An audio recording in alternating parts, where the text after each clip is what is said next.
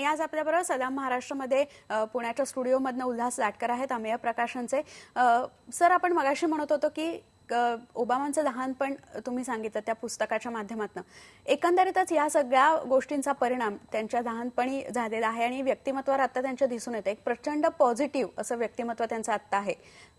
एकंदरीतच तो प्रवास जो आहे तो कसा वर्णन करता येईल? कारण एखाद्या लहानशा खेड्यामधनं माणूस अमेरिकेचा राष्ट्राध्यक्ष होतो, जो जगातला आता सगळ्यात शक्तिशाली अशी जी संस्था म्हणून ओळखली जाते त्याचा राष्ट्राध्यक्ष होणं. एकंदरीत पुस्तकाच्या माध्यमातून ओबामा कसे उलगडत गेलेले तिथे? मगाशी सांगितल्याप्रमाणे त्यांच्या आजी आजोबांचा, आईचा त्यांच्यावर खूप प्रभाव होता.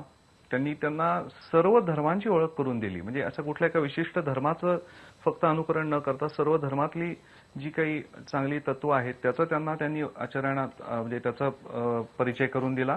या सगळ्या गोष्टीचा त्यांच्या व्यक्तिमत्व घडणीवर डेफिनेटली प्रभाव झाला.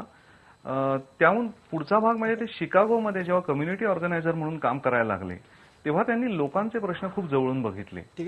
की कुठल्या अवस्थेत हेल्थ केअर बाबतीतले प्रश्न असतील, वर्णभेदाचे प्रश्न असतील, हे सगळं त्यांनी जवळून बघितलं आणि या सगळ्या ह्याच्यातनं एक पूर्णपणे हे सगळी परिस्थिती बदलण्यासाठी चा जो एक पद्धतीचा ड्राईव्ह पाहिजे, ज्या पद्धतीचं एक संपूर्ण वातावरण व्हायला पाहिजे, ह्या संबंधीचं त्यांची वैचारिक संपूर्ण जी जडणघडण झाली ती त्या काळात झाली असं मला वाटतं. आणि ती त्यांनी ऍक्च्युअल आचरणात आणली. आणि हे जे समन्वयाचं राजकारण त्यांनी तेव्हापासून जे ते प्रॅक्टिस करतायत की त्याच्यात सगळ्यांना बरोबर घेऊन जायचं. म्हणजे आताही आपण पाहिलं असेल की त्यांनी ज्या पद्धतीने नवीन त्यांच्या आताच्या मंत्रिमंडळात काही मतभेद बाजूला सारून जुन्या मंडळींना त्यात घेतलेलं आहे. तर ही त्यांची जी वृत्ती आहे ही मला असं वाटतं ही प्रामुख्याने त्यांच्या व्यक्तिमत्वातला एक महत्वाचा भाग होती.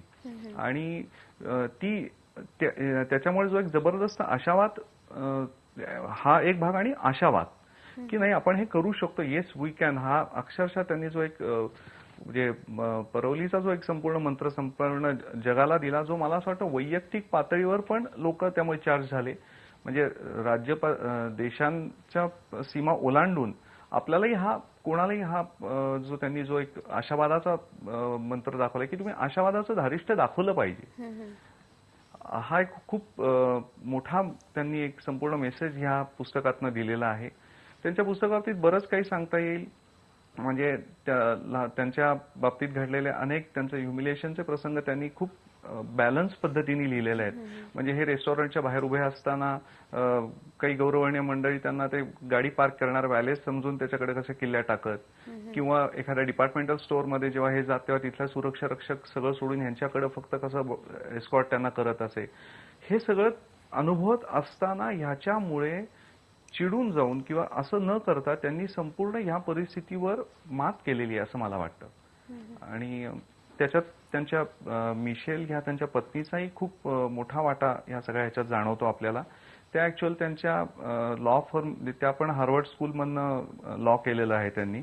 आणि ह्या अशा सगळ्या एकत्रित वैचारिक ह्याचा त्यांच्या संपूर्ण व्यक्तिमत्वावर आपल्याला दिसतं की जे आज दिसत आहेत ओबामा, त्याच्या मागचा हा त्यांचा संपूर्ण एक वेगवेगळ्या स्तरावरचा, वेगवेगळ्या स्टेजेसमधला प्रवास आणि वेगवेगळ्या ठिकाणचं केलेलं काम आणि विविध संस्कृतींची त्यांना असलेली ओळख आणि त्यातलं बेस्ट पॉसिबल घेऊन पुढे जायचं, हे सगळं त्यांच्या व्यक्तिमत्वात आज आपल्याला दिसतंय.